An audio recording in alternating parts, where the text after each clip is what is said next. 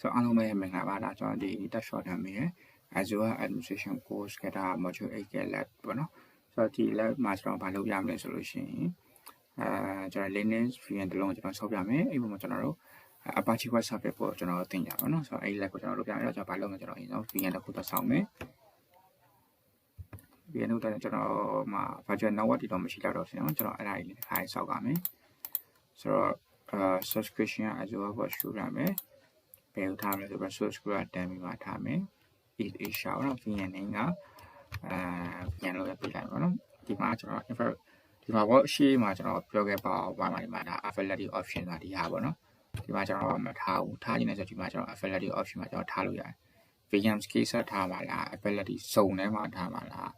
affiliate zone အနေနဲ့ထားပါလားပေါ့နော် affiliate zone ဆိုလို့ရှိရင်ဒါကကျွန်တော်တို့ကphysically separate လုပ်ထားတဲ့ region တွေပေါ့နော်ဒီ region တစ်ခုထဲမှာ physically separate ဖြစ်နေတဲ့ဟာမျိုးတွေ affiliate set ဆိုလို့ရှိရင်တော့ဒီ zone တစ်ခုထဲမှာကျွန်တော်တို့မှred တွေခွဲထားတာမျိုးတွေကျွန်တော်ဒါမျိုးတွေနဲ့ထားမှာပေါ့နော်ဆိုတော့ဒီမှာကျွန်တော်ကဲလိုမဲ့ပုံစံစဉ်းစားပြီးကျွန်တော်ထားလို့ရတယ်ကျွန်တော်တော့မထားဘူးအဲ့တော့ no preference ဒီတိုင်းပဲထားမယ်နောက်ဘာလုပ်မလဲဆိုတော့ဒီကောင်က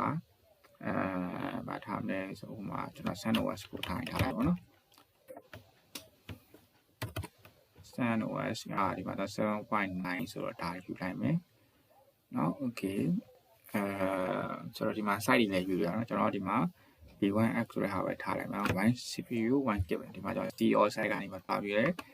ကျွန်တော် vegan တွေကျွန်တော် site တွေပြောင်းနိုင်ပါလုပ်လို့ရတယ်ပေါ့နော် okay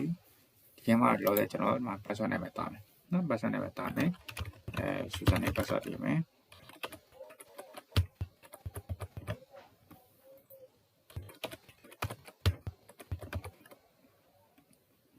ဒီမှာ port ကပါပြီးရင်ဒီမှာကျွန်တော် SSH ပေးမယ်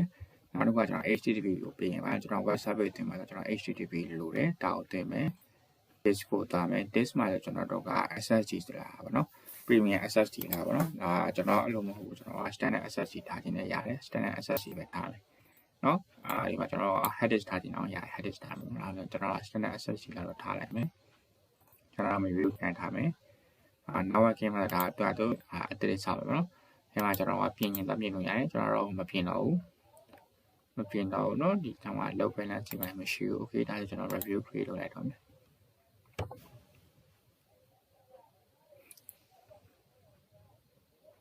create လုပ်လိုက်မယ်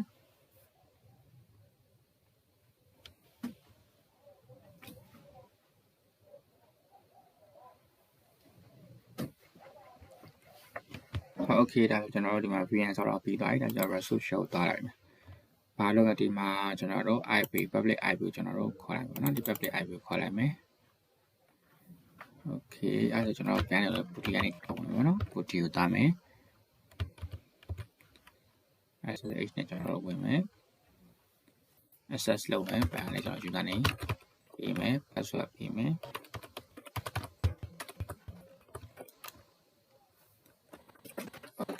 ရပြီနော်ဒါဆိုကျွန်တော်ဒီမှာ Linux VM တခုကျွန်တော်ရောက်ပါပြီအဲ့ဒါကျွန်တော်တို့ဘာလို့ကျွန်တော် web service တင်မယ်ပေါ့နော် web service ဆိုတော့ကျွန်တော်တို့ဒီ Windows server ဆိုတော့ကျွန်တော်တို့ IIS ကိုပေါ့ရှိရဒီမှာတော့ကျွန်တော်ဒီမှာ apache service တင်မယ်အဲ့တော့ yam install yam install http http ပေါ့နော်ဆိုတော့တင်နိုင်မယ်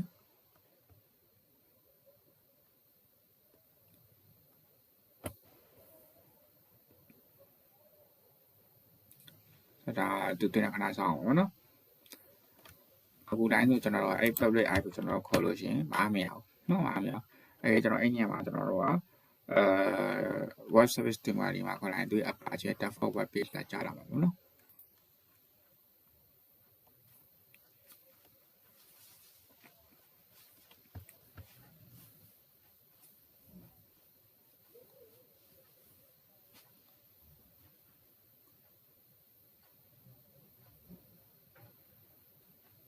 ဆိုဒီမှာ DNS name လေးမှာတော့ပြင်ရင်လည်းပြင်လို့ရပါဘောနော်ဒီကျွန်တော် public IP တိုင်းဆိုရင်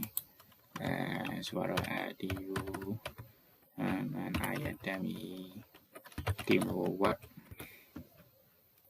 ရလာတယ်နော်ချက်ကြည့်လိုက်မယ်โอเคရရင် save ပြလိုက်မယ်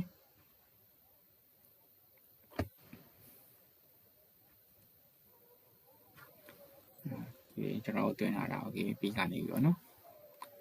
အဲ့တော့ file size ကဘယ်လောက်မှမရှိဘူးเนาะကျွန်တော် internet line ကြာနေတော့ဒါတော်တော်ကြာနေရပါเนาะ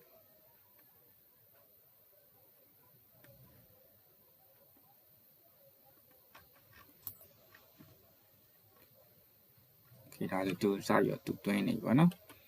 ဆိုတော့ yes ကျွန်တော်တွင်းမယ်ဒီဒါကျွန်တော်တို့အဲ့ဒီ web service တွင်းလာလားမတွင်းလာပြီးရင်systemctl SDN ctl status http t ဒီမှာသူကloaded ဖြစ်နေတာဒါ disable ဖြစ်နေတာပေါ့နော်ဒါကျွန်တော်တို့ start လုပ်ပေးရမယ်နော်ပြန်ပြီး status မှာပြန်ကြည့်လိုက်မယ်ဒီမှာ active ဖြစ်သွားပြီနော်ဒါကိုကျွန်တော်တို့က restart ချပြီးတော့ပြန်တက်လာတိုင်းလည်းကျွန်တော်တို့အမြဲတမ်းon ထားခြင်းနဲ့ဆိုရင်ကျွန်တော်တို့ဒီကမှာ anywhere လို့ပေးခဲ့ရမယ်ဒါဆိုလို့ရှိရင်ကျွန်တော်တို့ဆက်ကပိတ်လိုက်တယ်ပြန်ဖွင့်လာလို့ရှိရင်ဒီ server ကိုတာပြီး on နေရပြီတော့ပေါ့နော်ကျွန်တော်ဒီရိုင်းပဲခေါ်လို့ရတယ်နောက်ဒီမှာဒါမှ test 1 2 3ဒါ apache ရယ်ဒါသူရဲ့ default web page ပေါ့နော်ကျွန်တော်ဒီတိုင်းရောက်လာပြီနော်ဒီလိုတိုင်းကျွန်တော်တို့ဒါ web page ကိုကျွန်တော်အခုနောက်ကကျွန်တော်တို့ဒီကနေ့ name ပြင်လိုက်ဟာနဲ့ရမြကျွန်တော်ချက်သွားကြည့်ကြည့်မယ်နော်ဒီမှာ public id မှာကျွန်တော် dummy ဘာညာဆိုတဲ့ဟာကိုကျွန်တော် copy ကိုလိုက်မယ် paste ထားကြည့်လိုက်ပေါ့နော်โอเคဒါဆိုဒီကနေ့ နဲ့တူလို့ဖြစ်တယ်ဒါဆိုသူသွားလို့ရတယ်ပေါ့နော်အဲဒီမှာကျွန်တော်တို့ကဥပမာ access တွေပါတွင်လိုက်မယ်ဆိုတော့access နဲ့ဒါသူလို့ရတယ်ပေါ့နော်ဆိုတော့ဒီလိုကျွန်တော်သွားလို့ရတယ်ဆိုတော့အားလုံးကျေးဇူးတင်ပါတယ်ကျွန်တော်ဒီ lab မှာဆိုဒါကျွန်တော်တို့Linux VM ပုံမှာကျွန်တော်တို့ဒီ Apache web server တွင်လာအောင်ကျွန်တော်လုပ်ရခဲ့ဖြစ်ပါတယ်အားလုံးကျေးဇူးတင်